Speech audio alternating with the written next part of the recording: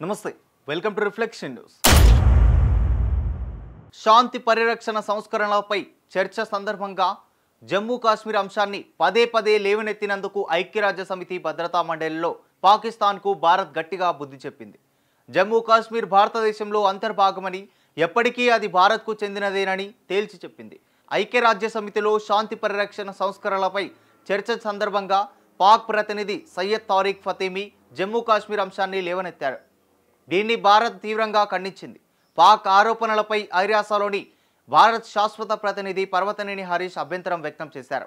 భారత కేంద్రపాలిత ప్రాంతమైన జమ్మూ కాశ్మీర్పై పాకిస్తాన్ ప్రతినిధి మరోసారి అనవసర వ్యాఖ్యలు చేశారని, ఇలా పదే పదే ఈ అంశాన్ని లేవనెత్తడం వల్ల వారు చేసే చట్టవిరుద్ధ వాదనలు నిజమైపోవని పర్వతనేని హరీష్ స్పష్టం చేశారు. పాక్ ప్రోత్సహిస్తున్న సీమాంతర ఉగ్రవాదాన్ని సమర్థించుకోలేరని, జమ్మూ కాశ్మీర్ ఎప్పటికీ భారత్లో అంతర్భాగమేనని తేల్చి చెప్పారు. ఈ ప్రాంతంలోని కొంత భూభాగం ఇప్పటికీ పాక్ ఆక్రమణలోనే ఉంది, దాన్ని ఖాళీ చేయాల్సిందేనని హెచ్చరించారు. సంకుచిత విభజన ఏజెండాతో ఈ వేదిక దృష్టిని మళ్లించే కుతంత్రాలు చేయడం మానుకుంటే మంచిదని పాక్కు భారత్ హితవు పలికింది. ఐక్యరాజ్య సమితి మానవ హక్కుల సంఘం సమావేశంలోనూ ఇటీవల పాక్ జమ్మూ కాశ్మీర్ అంశాన్ని ప్రస్తావించింది.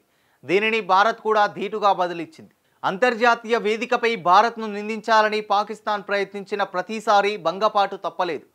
భారత విదేశాంగ వ్యవహారాల శాఖ మంత్రి డాక్టర్ ఎస్ జయశంకర్ పాకిస్తాన్ ఆక్రమిత కాశ్మీర్ను వెనక్కు ఇచ్చేయాలని ఇటీవల కోరారు. ఆక్రమిత కాశ్మీర్ను వెనక్కి ఇస్తేనే ద్వైపాక్షిక సమస్య పరిష్కారం అవుతుందని జయశంకర్ తేల్చి చెప్పారు.